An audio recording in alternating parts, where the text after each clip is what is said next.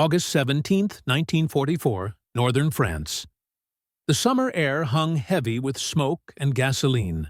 On a narrow country road, a column of wrecked American vehicles stretched into the horizon, remnants of a Luftwaffe strafing run, one of the last Germany could still launch.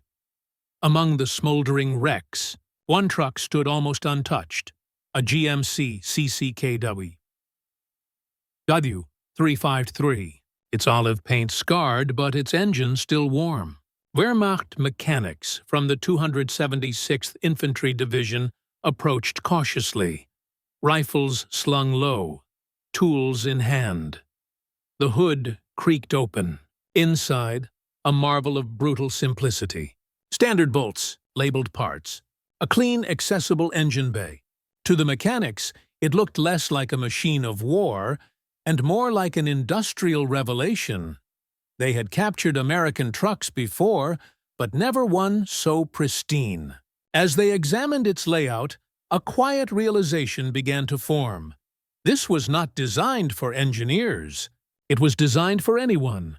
And though the discovery was made in France, its meaning would echo months later, far to the east, in the freezing ruins of Poland, when German soldiers, outnumbered, underfueled, and outproduced, finally understood the truth this truck had whispered all along.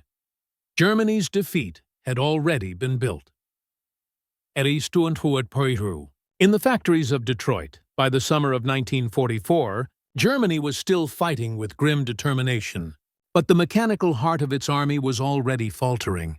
What had begun 5 years earlier as a war of speed and innovation had become a slow collapse of logistics, steel, and fuel. The Wehrmacht still looked formidable on paper. Millions of men, thousands of tanks, aircraft, and artillery pieces. Yet, beneath the surface, the machine that had conquered Europe was breaking down under its own weight. The truth, hidden behind every front line, lay in supply and movement. The German army that once prided itself on blitzkrieg, lightning war, had never truly been a fully motorized force. Even in its greatest victories, half of its supplies were hauled by horses. The illusion of modernity masked a logistical system that was fragile, fragmented, and dependent on precision manufacturing that total war could no longer sustain. When the Wehrmacht swept across Poland in 1939, its trucks, the Opel Blitz, the Horch, the Mercedes L3000, symbolized industrial strength. They were fast, elegant, and efficient, each a masterpiece of German engineering. But as the war expanded, first into the vast spaces of Russia, then into North Africa and Western Europe, these machines began to reveal their flaw. They were built for excellence, not endurance. By 1942, the strains of global war had begun to crush Germany's industrial core. Allied bombing crippled transportation networks and tore open factory roofs. Steel was rationed. Rubber became scarce. The Reich resorted to complex improvisations, replacing aluminum with wood, substituting synthetic fuel for petroleum, cannibalizing old vehicles for parts. The result was a patchwork army, powerful on the battlefield, but crumbling behind the lines. Meanwhile, across the Atlantic, another kind of war machine was awakening. The United States had not been conquered or bombed. Its factories stood untouched, its resources vast, its people mobilized. In 1941, President Franklin D. Roosevelt had called on the nation to become the arsenal of democracy. America took him at his word. Within a single year, its automobile industry, led by General Motors, Ford, Dodge, and Studebaker, converted overnight from peacetime production to an unprecedented industrial mobilization. Civilian cars vanished from assembly lines, replaced by tanks, aircraft engines, and trucks. The assembly plants of Detroit, Pontiac, Flint, and Cleveland became rivers of metal and motion. And out of those rivers came one of the simplest, most decisive weapons of the war, the GMC CCKW, 1.2-ton truck The Deuce and a Half. It was a machine built not for spectacle, but for scale. A six-wheel drive workhorse capable of carrying 3 tons of cargo over mud, snow, or sand. Its 270 cubic inch engine wasn't glamorous, but it was unbreakable. Its design was modular, its parts standardized, and its maintenance so straightforward that a farmhand or factory worker could repair it with basic tools. The contrast could not have been greater. Where Germany built masterpieces, America built multiples. Where German trucks were handcrafted, the GMC was stamped, bolted, and duplicated. By the time Allied forces landed in Normandy in June 1944, the United States had already produced more than 500,000 of these trucks, more than Germany could build of all vehicle types combined. The GMC didn't just move soldiers, it moved war itself. Fuel, food, shells, bandages, spare parts, everything that made modern combat possible rolled across Europe on its axles. And yet, this mechanical tide was only beginning. In the ruins of France, as Wehrmacht mechanics examined the captured GMC by the roadside, they began to see the pattern emerging. It wasn't simply about one truck. It was about an entire philosophy, a way of waging war through abundance, uniformity, and speed of replacement. That realization was still faint in August 1944. The front was collapsing, but the scale of Germany's defeat had not yet dawned. It would take months, through retreat, hunger, and exhaustion, before those same mechanics, now scattered and half-starved, would see it again on the Eastern Front and finally understand what that American machine truly represented. Because behind that captured truck lay an invisible empire. Not of soldiers, but of factories. Factories that never stopped. Factories that didn't fear the weather or the bombers. Factories that could build a new army faster than Germany could destroy the old one, and as the engines of the Wehrmacht began to seize and die in the snow, that mechanical empire of the West was still running, loud, steady, and inexhaustible. The captured GMC CCKW 353 that those Wehrmacht mechanics discovered on that August road in France was more than a lucky find. It was a glimpse into a different kind of war, a war not fought with better generals or braver soldiers, but with machines that could outlast history itself. The truck was, in many ways, the distilled essence of the American war effort. It wasn't beautiful. It wasn't complex, but it was built with a purpose: to move forward, forever. At first glance, it seemed unremarkable. An olive-drab box on wheels. A simple inline-six engine under the hood. Yet every inch of it was designed for speed of production and ease of repair. Its body panels were stamped steel that any civilian press could produce. Its frame, straight ladder beams welded together, could be built by any structural steel factory. The wooden cargo bed wasn't precision cut in some secret plant. It came from ordinary lumber mills. Even its canvas cover was made from commercial fabric. That simplicity was the genius. The GMC didn't need specialists. It needed volume, and America delivered volume on a biblical scale. By 1943, General Motors was producing more than 22,000 trucks a month. One factory in Pontiac, Michigan, built more vehicles in a single year than the entire German automotive industry combined. Each truck that rolled off the line was identical to the last. Interchangeable engines, identical transmissions, standard bolts, and a universal tool set that could repair any model in the field. Germany could never do this. Its industry was scattered, its resources dwindling, and its manufacturing philosophy rooted in craftsmanship rather than repetition.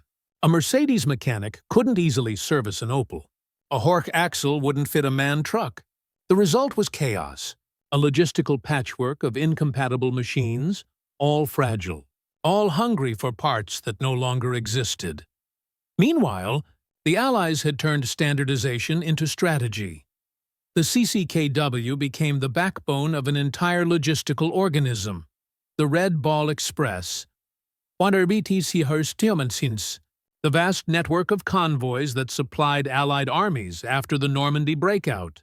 From August to November 1944, nearly 6,000 GMC trucks roared day and night along French roads, carrying over 400,000 tons of supplies. They were driven by young men, many African-American soldiers serving in segregated units, who risked strafing, exhaustion, and mechanical failure to keep the front alive.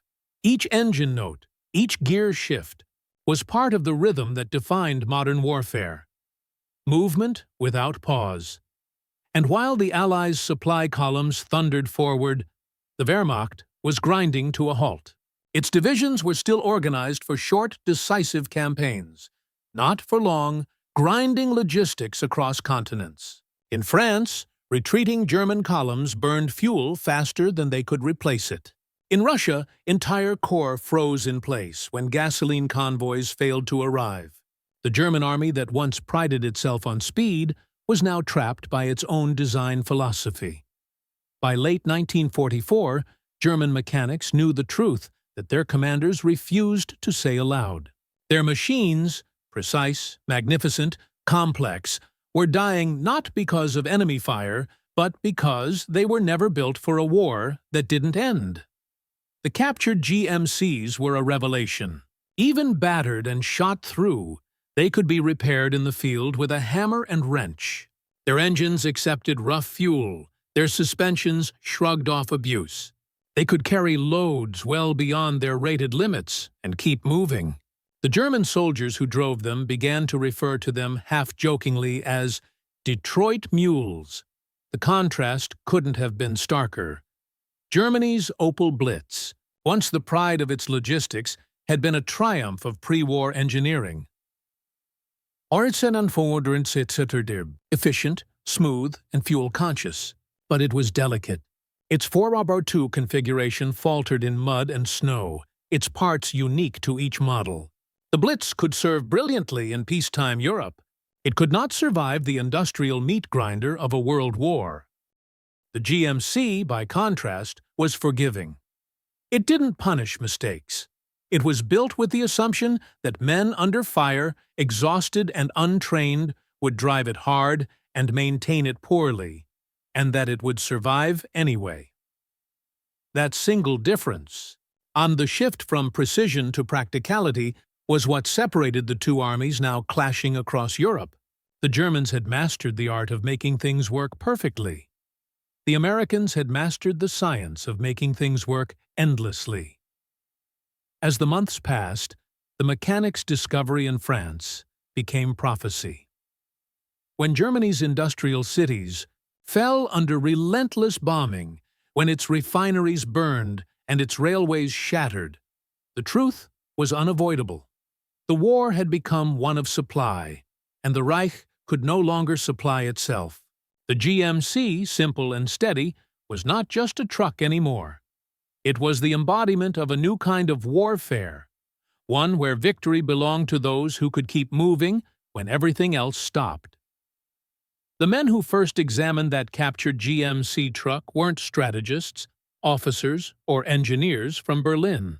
They were ordinary Wehrmacht mechanics, men who had spent years sleeping beside engines, freezing in motor pools, and salvaging wrecks from the mud. They understood machines in the way only necessity teaches, through failure. When they lifted the hood of that American truck, what they saw wasn't just another piece of enemy equipment. It was a philosophy made metal. The six-cylinder inline engine was clean, simple, and perfectly arranged for easy access. The spark plugs were labeled. The oil filter could be removed by hand. The wiring harness was orderly, color-coded, something none of them had ever seen. The bolts were uniform.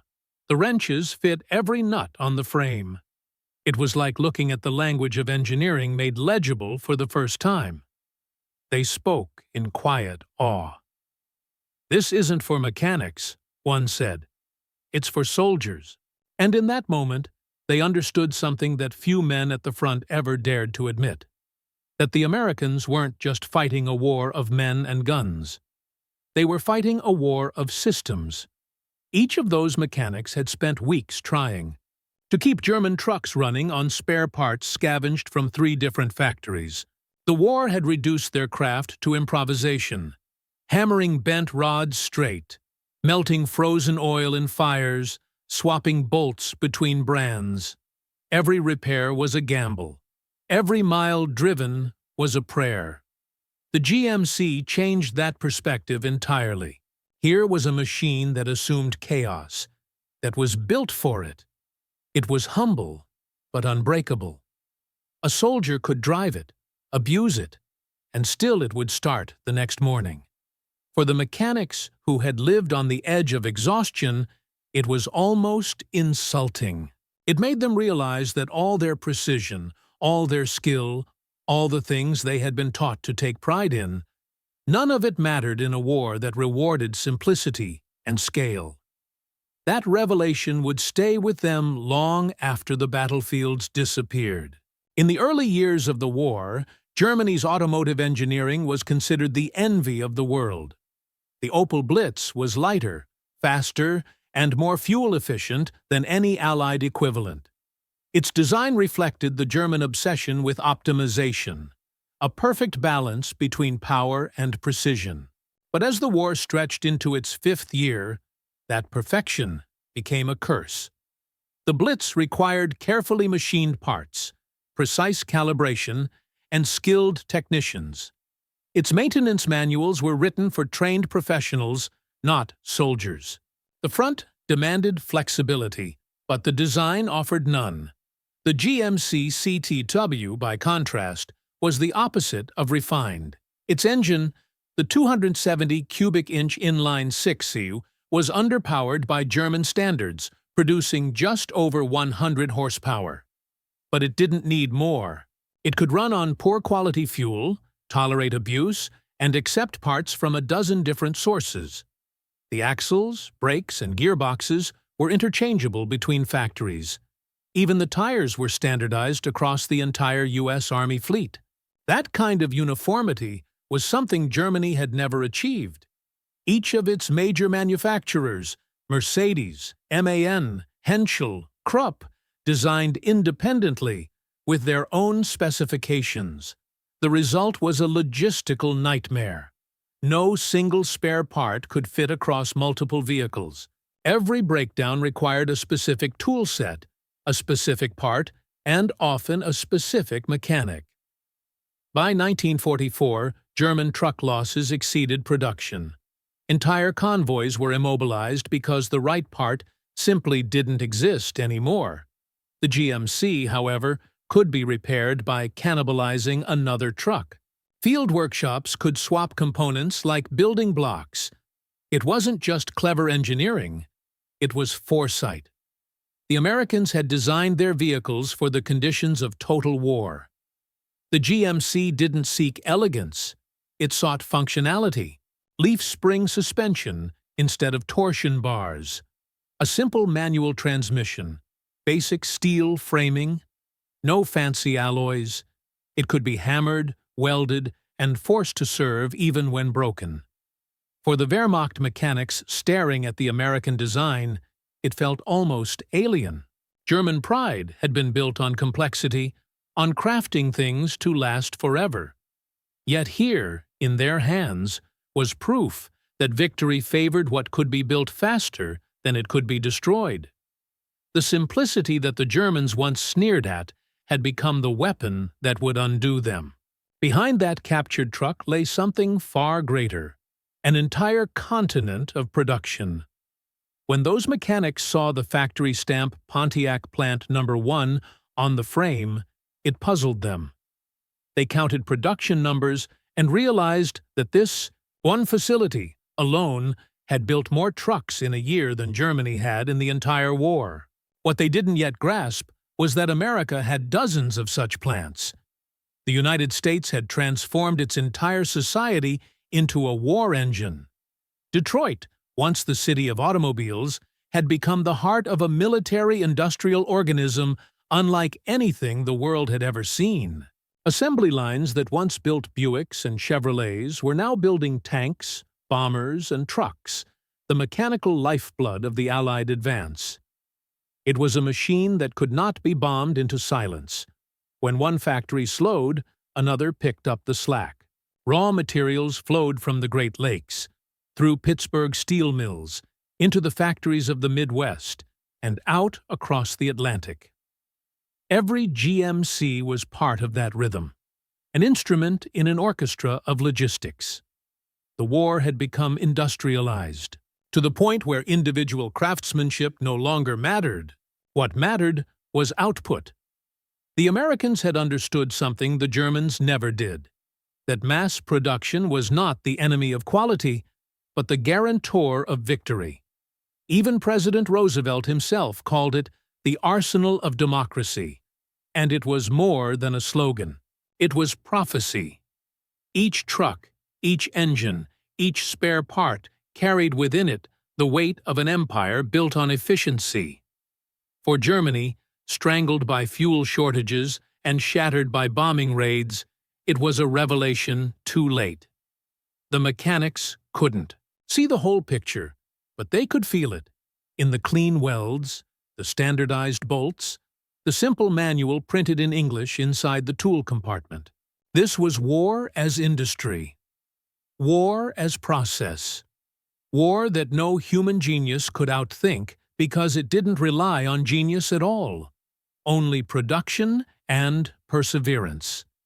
And as they closed the hood of that captured truck, the sound of distant artillery echoed across the fields. The machine had spoken. It had told them, without a word, that Germany was already fighting ghosts, an enemy that built faster than it bled. By the summer of 1944, the Second World War had transformed into a war of movement, but not the kind Germany had envisioned in 1939. Blitzkrieg had been born on paper as a doctrine of rapid offense. Tanks, aircraft, and mechanized infantry working in perfect synchronization. But Blitzkrieg was never meant for years of attrition.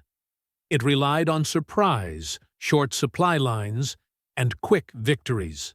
The United States, by contrast, had mastered the opposite: sustained movement. After the D-Day landings, the Allied armies needed to move 1 million men, tens of thousands of tanks, and millions of tons of supplies across a continent that had been wrecked by 5 years of war. Every bridge was shattered, every rail line bombed, and yet the advance didn't stop. The key was the truck, more precisely, the GMC CCKW and its vast kin. From August 1944 onward, supply convoys rolled day and night in a mechanical rhythm known as the Red Ball Express. Thousands of drivers, many of them African-American troops serving in segregated units, ran routes from the Normandy beaches to the front. They slept beside their engines, ate from tins, and drove under blackout conditions through dust, rain, and shell fire. They were the arteries of the Allied war machine. Each GMC carried fuel, ammunition, food, and spare parts. Each convoy was a living organism, synchronized by maps and radio codes, ensuring that no fighting unit went hungry for supplies. To German eyes, it seemed like sorcery. Captured officers couldn't comprehend how the Allies kept advancing when every logistical model said they should have collapsed. But there was no magic, only organization. The GMC had turned mobility into an industrial process. Every part of its supply chain, from American steel foundries to British docks to French highways, worked as one unbroken system. It was logistics as warfare, perfected. Meanwhile, the Wehrmacht was drowning in its own limitations. Fuel convoys were decimated by Allied bombers. Horses still pulled artillery. Trucks sat idle for lack of oil, tires, or spark plugs. Entire divisions were immobilized, their weapons useless for lack of mobility. The Allies didn't just outfight Germany, they outmoved it. And every turn of a GMC's wheel was another nail in the coffin of the Reich. At its heart, the war between Germany and America wasn't merely a contest of armies. It was a clash of philosophies. German military doctrine was rooted in the individual, the elite soldier, the expert gunner, the brilliant engineer. The German system prized mastery over repetition, ingenuity over procedure. Its weapons reflected this mindset. The Tiger tank, the V-2 rocket, the Messerschmitt 262 jet, each a technical marvel, but also a logistical disaster. Too few, too late, too complex. American doctrine, born from industrial capitalism and pragmatism, reversed this entirely. Theirs was a system built on scale and substitution. A Sherman. Tank might lose to a Tiger one-on-one, but there would be 5 Shermans for every Tiger, and 3 more waiting on a ship behind them. The same truth applied to the GMC truck. It wasn't perfect. It didn't need to be. Its power lay not in the individual vehicle, but in the collective fleet. Leaders like General Dwight D. Eisenhower and General George S. Patton understood this better than anyone. Eisenhower famously declared, "Amateurs talk strategy. Professionals talk logistics." Patton, often seen as the symbol of aggression and speed, depended on the quiet reliability of his supply convoys. He once said, "My men can eat their belts, but my tanks have got to have gas." Germany's leadership never grasped this truth. Hitler's obsession with wonder weapons, the massive Maus tank, the V-weapons, the jet fighters, drained resources from what actually won wars: fuel, transport, maintenance, and manpower. The Americans didn't chase perfection. They chased momentum, and momentum doesn't come from heroics. It comes from design, from the kind of design that starts every time you turn the key. For the Wehrmacht mechanics who inspected that GMC, this was the unspoken revelation. The truck represented not just a different machine, but a different mindset. One that understood that in a total war, the ultimate weapon wasn't genius, it was efficiency. In war, truth often arrives quietly, not through speeches, not through orders, but through moments. Small, undeniable moments when belief collapses under reality. For the German soldiers in 1944 and 1945, that moment often came not on the battlefield, but behind it. They had been raised to believe in German superiority, in the brilliance of their machines, the courage of their soldiers, the destiny of their nation. But standing before that captured GMC truck, hearing its engine hum in perfect rhythm while their own vehicles froze and coughed, they saw that belief crumble. Here was a machine built by men who didn't believe in destiny, only in doing the job right and doing it again tomorrow. The GMC didn't carry ideology. It carried ammunition, bread, and water. It didn't need to inspire, it needed to function, and that functionality had defeated them. As the war dragged into its final winter, the German front lines grew quieter, not from lack of courage, but from the silence of dead engines, trucks without fuel, horses dying in the cold, soldiers walking where machines had once carried them. The GMC, meanwhile, kept moving, in France, in Belgium, in Poland, in Russia. It was everywhere, a quiet, tireless symbol of endurance.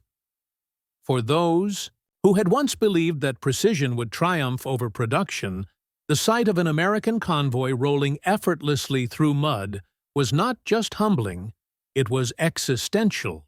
The illusion had broken. The realization was complete. In their hands, the Germans had created the world's finest machines. But in the hands of America, the world had created the system that would win forever. January 1945. The Eastern Front. Snow fell in thick, choking silence across the plains of Poland. The wind carried the dull roar of artillery, a constant, distant reminder that the Red Army was advancing with unstoppable force. For the scattered remnants of the Wehrmacht, the war had ceased to be a campaign of strategy. It was now an act of endurance. Columns of retreating vehicles crept westward through blizzards, each one a microcosm of the Reich's collapse. Tanks without fuel, trucks without tires, wagons drawn by half-dead horses. The few surviving mechanics worked without rest, patching together engines that should have been scrapped months before. Amid that chaos, a familiar shape reappeared. The GMC CCKW 353, the same kind of American truck they had once found in France. This one bore the faded red star of the Soviet Army, a Lend-Lease delivery captured amid the confusion of retreat.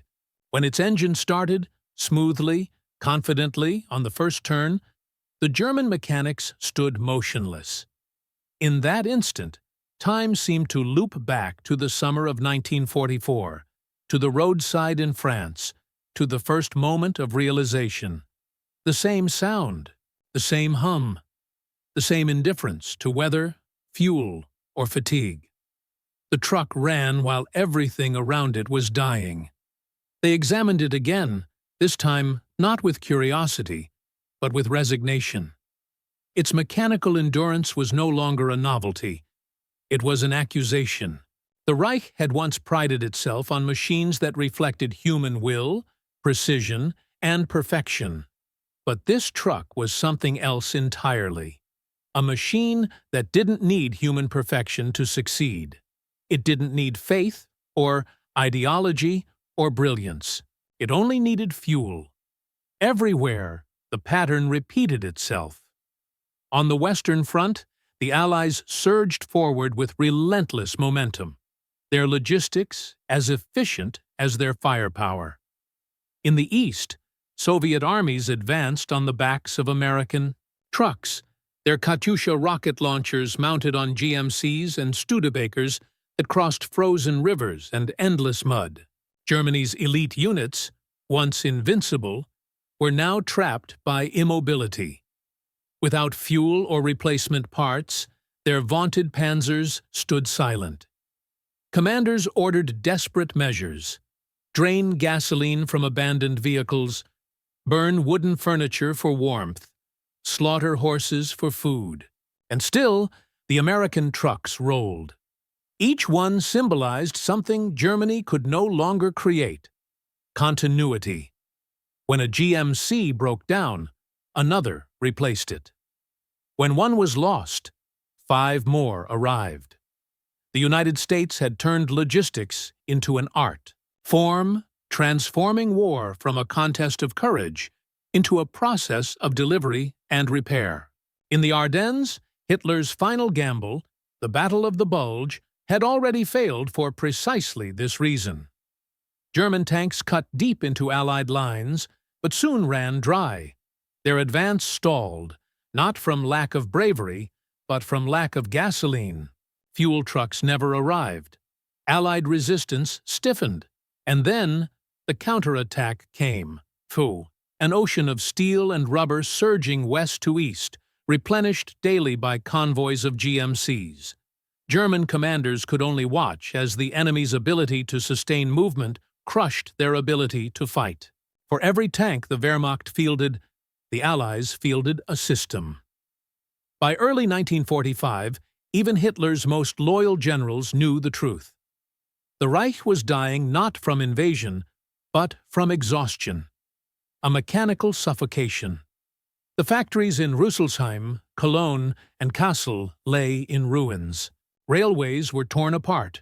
Fuel plants at Leuna and Politz burned under Allied bombs. The once proud war machine of Germany had become a skeleton, still dangerous, but hollowed out from within. The men in the snow outside Łódź could feel it in their bones. Every wrench they turned, every bolt they tightened, was a battle already lost. They were trying to keep alive a machine that no longer had a heart. The GMC they had captured stood beside their own broken Opel Blitz trucks, its engine idling steadily in the cold. One of the mechanics, a man from Stuttgart, ran his glove along its fender, feeling the warmth of the metal beneath the frost. He whispered softly, "It was built for this." And it was. The truck wasn't a miracle.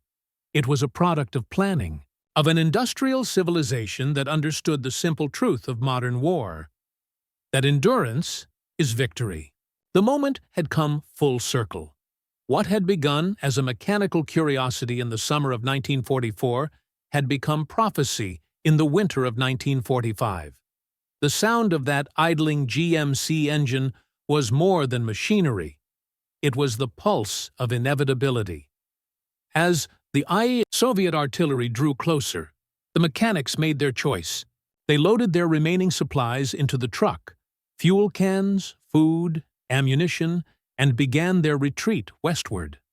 Behind them, the last German vehicles choked and died in the snow. Ahead, the American truck carried them farther than they had ever imagined possible.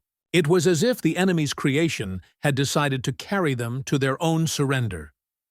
By February 1945, the German army was no longer fighting to win. It was fighting to survive the collapse of its own machine. The front lines were fragmented, command networks shattered, and the once proud Wehrmacht had been reduced to a desperate migration of soldiers and steel retreating toward a shrinking homeland. The sound that dominated the winter landscape was not gunfire. It was silence. The silence of engines that refused to start. Fuel depots were gone. Railways were bombed to dust. Armored divisions that once symbolized terror now stood motionless, in snow-covered fields, their tracks frozen, their crews burning scraps of wood for warmth. The war had become a monument to stillness. But through that stillness, some things still moved. The GMC CCKW trucks, captured, borrowed, or scavenged from destroyed convoys, were among the few vehicles still running. Their rugged design and forgiving mechanics made them the last survivors in a graveyard of technology. Wehrmacht mechanics, exhausted and half-starved, treated them like sacred relics. They were the one thing that worked. Each time the engine turned over, it reminded them of everything Germany had failed to achieve: standardization, resilience, and scale. They didn't need to read intelligence reports to know what was happening in the West. The news was carried by the vehicles themselves. Convoys of Allied trucks moved like rivers across Europe, feeding an army that seemed inexhaustible. The Americans weren't just advancing, they were maintaining momentum, an unbroken flow of men and material stretching from Cherbourg to Cologne. That was the turning point. Wars are won in moments when movement becomes one-sided. And by 1945, the Allies were the only ones still moving. As the front collapsed, the German High Command's orders became meaningless. The Reich had run out of fuel and illusions. Even Hitler's inner circle understood that the grand designs, the super tanks, the rockets, the jets, were irrelevant in a world where there was no oil to power them. Factories that had once produced miracles were reduced to rubble. The synthetic fuel plants at Leuna and Pölitz, the refineries at Hamburg and Vienna, all gone. The Luftwaffe couldn't fly. The panzers couldn't drive. What remained of the German war machine survived only in fragments. Machines scavenged, engines transplanted, vehicles running on desperation and hope. In this wasteland, the captured GMC became the last functioning heartbeat of a dead organism. One unit, retreating west through Silesia, used its American truck to tow 3 German ones that had frozen solid. The irony wasn't lost on them. A machine built in Detroit, painted in Soviet red, now carried the remnants of the Reich back toward its own destruction. At night, when the artillery stopped and the snow fell silently, the mechanics huddled around the truck's warm engine block. They had come to trust it more than any of their own creations. It was not just durable, it was faithful. It did what it was built to do, no matter who drove it. That realization hurt more than defeat itself. By March, the collapse had become total. The Rhine was breached. The Soviets were closing in from the east, and Germany was surrounded by an enemy that had turned its own weapons of industry against it. Every convoy, every train, every surviving motor column told the same story. Germany's brilliance had built too narrowly, too finely, too proudly, and it had been outproduced into extinction. Even the soldiers saw it. They joked bitterly that the Americans had won with trucks, but beneath the sarcasm was truth. The trucks had done what tanks and planes could not. They had carried the war forward without pause. One night, near Leipzig, the mechanic's beloved GMC finally began to fail. The tires were torn, the clutch slipping, the fuel nearly gone. The oldest mechanic, his hands cracked from frost and oil, sat in the driver's seat a long time before turning the key one last time. The engine started. It always did. He let it idle for a moment, then shut it off. No words were spoken. The men knew what it meant. By dawn, they buried the truck in snow, its olive frame half covered, its hood glinting under the pale light of another lost morning. The sound of its last run lingered in the air, a hum that seemed to echo across the frozen countryside. It was the sound of endurance, the sound of inevitability, the sound of a world that had moved on. In April, those same men would be captured by American troops outside Dresden. When interrogated, one of the mechanics, speaking fluent English, told an officer, "We lost when we found your truck." The officer didn't understand at first, but history would, because that single sentence, spoken by a tired soldier beside a buried machine, summed up the entire turning point of the war. The Germans had mastered the science of destruction. The Americans had mastered the science of supply, and in that difference, the fate of the world was decided. By May 1945, the war that had begun with roaring engines ended in silence. The Reich was gone, its cities reduced to ash, its armies shattered, its industries leveled. Yet among all that ruin, one truth remained unshakable. Germany had not been defeated solely by soldiers or strategy, but by mechanics and machines. The frontline troops never saw the full picture, but in the days that followed the surrender, as Allied convoys poured through the wreckage of what had once been Europe, the contrast became undeniable. The roads were alive again, filled with GMC CCKW, TW trucks, Dodges, and Studebakers hauling supplies, food, and aid across a continent that Germany had starved. The same vehicles that had once carried ammunition and fuel to destroy the Reich were now delivering bread and medicine to rebuild it. Everywhere the German prisoners looked, there were trucks, endless convoys moving in orderly lines, headlights glowing through the rain, wheels humming on wet asphalt, engines steady and tireless. For those who had once struggled to keep a single Opel Blitz running, the sight was beyond comprehension. The war had ended, but the American machine hadn't stopped. In makeshift prison camps and captured towns, Wehrmacht mechanics, men who had spent the last year trying to keep dying engines alive, were now ordered to work under Allied supervision.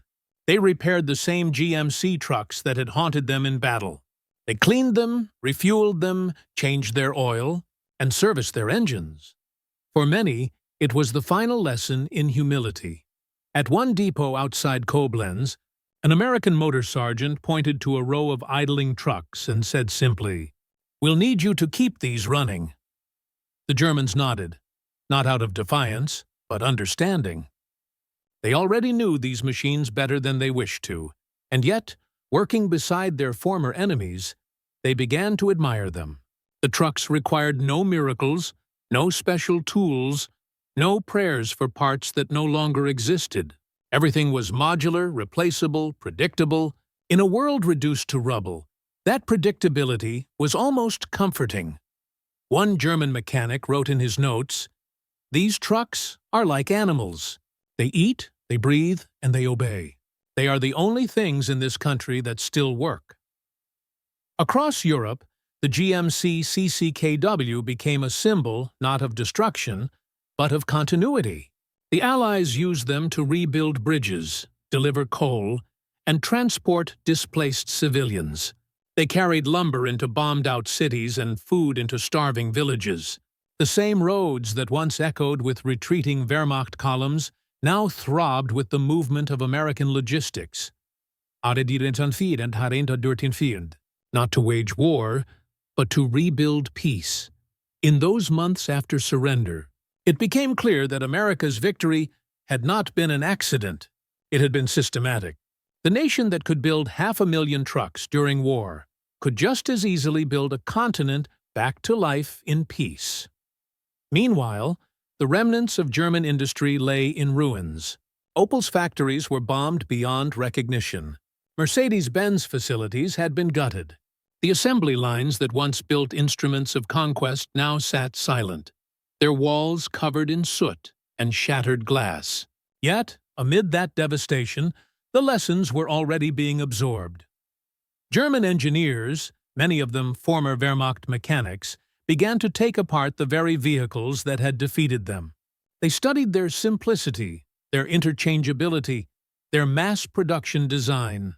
It was not humiliation. It was revelation. They realized that America's triumph had not been one of genius, but of philosophy. The United States had built its war machine on the principle that no single machine, no single soldier, and no single invention was indispensable. What mattered was reliability at scale. Germany had built masterpieces. America had built motion, and motion, even after the guns fell silent, was what the world needed most.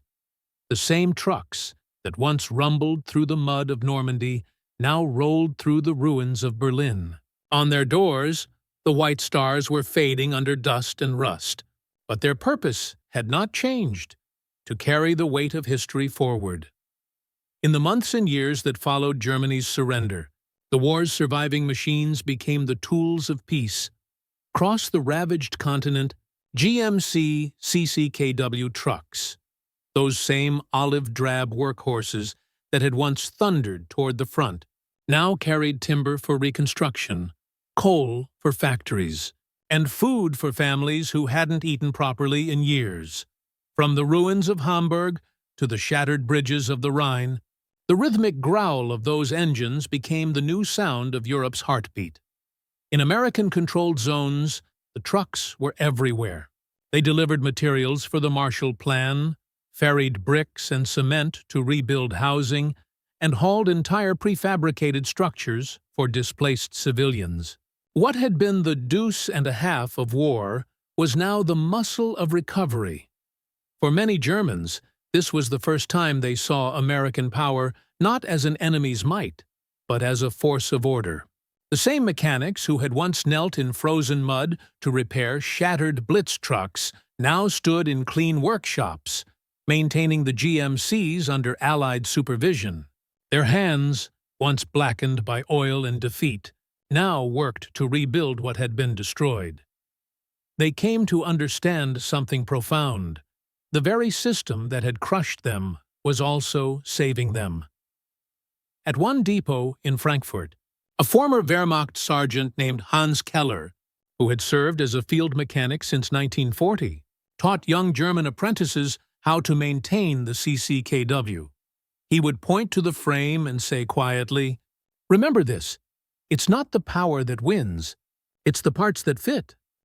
That lesson spread faster than any ideology. By 1947, hundreds of thousands of GMC trucks still operated across Europe. Many handed over to local governments and reconstruction agencies. They became part of a new industrial language, one that valued interchangeability, efficiency, and reliability above all. The Germans studied this carefully. Their automotive industry, once fragmented and over-engineered, began to rebuild on new foundations. Companies like Mercedes-Benz, MAN, and Opel took inspiration from what they had seen. They merged German precision with American standardization. The results would define post-war industry. The Volkswagen Beetle, der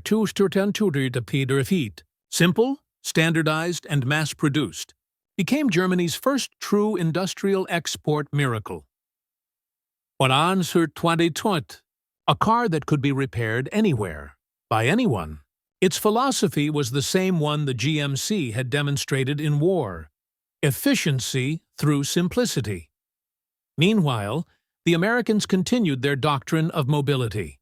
The GMC CCKW evolved into the M35 series, serving in Korea, Vietnam, and beyond, a direct descendant of the truck that once rolled through Europe's mud. Its DNA, forged in Detroit's factories and proven on Europe's battlefields, became the blueprint for modern military logistics. But for the Germans who had lived through its lesson, the truck's significance was personal.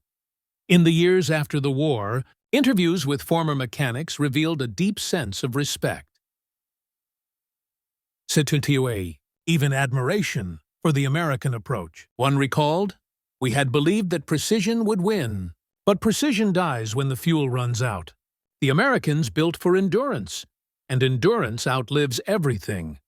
Another, working for a post-war manufacturing plant, said simply, "The GMC truck was our teacher." When museums began restoring surviving CCKWs in the 1960s, they stood beside restored Opel Blitz trucks, two machines that told one story. One was the product of a nation obsessed with perfection, the other of a nation obsessed with production. The plaques beneath them said everything: GMC CCKW, USA, over 560,000 built, 1941-1945. Backbone of Allied logistics, Opel Blitz, Germany, approximately 100,000 built, 1937-1944. Efficient, but limited by production scale. Visitors didn't need long explanations. The difference was visible. One truck symbolized a war of ambition that collapsed under its own weight. The other represented a system that, once set in motion, never stopped. By the late 1940s, Germany's recovery had become one of the modern world's great miracles. And at its foundation was a new philosophy, born from defeat. That philosophy was industrial humility. To build not just with excellence, but with practicality. And in that quiet transformation, from a war of pride to a peace of precision. The captured GMC truck had left an indelible mark. It had shown that strength was not in the roar of a tank or the gleam of steel, but in the hum of an engine that could start every morning, no matter who turned the key. The war that began with engines roaring across Europe ended with the quiet hum of trucks rebuilding it. From the mud of Normandy to the frozen fields of Poland, the GMC CCKW had done more than carry supplies. It had carried the future. To the German mechanics who once found one abandoned on a roadside, it became a mirror reflecting a painful truth. The age of craftsmanship had yielded to the age of systems. The machine they discovered wasn't beautiful, but it was endless. It didn't rely on genius or precision. It relied on planning, simplicity, and faith in ordinary men doing ordinary work on a massive scale. That was America's real weapon. The GMC represented a civilization that understood how to transform motion into victory. It taught the world that wars are not won by brilliance alone, but by endurance, by the ability to replace what is lost faster than the enemy can destroy it. For Germany, it was a lesson bought with ruin. For the rest of the world, it was a lesson that built peace. When the smoke cleared and the armies went home, the philosophy that had defeated the Reich became the foundation of the modern world. Standardization, production, logistics. systems. Even in peace, the rhythm continued. The hum of engines on highways, the flow of commerce, the unseen machinery of progress. Every truck, every car, every supply chain still echoed that same wartime revelation. That greatness isn't in what you create once, but in what you can sustain forever. The captured GMC had whispered it first, on a cold morning in 1944, to a handful of weary mechanics who didn't yet know they were witnessing the end of an era. Germany had built brilliance. America had built continuity, and in that difference lay the fate of the modern age. An age driven not by miracles, but by the steady, unbreakable hum of machines that never stop moving.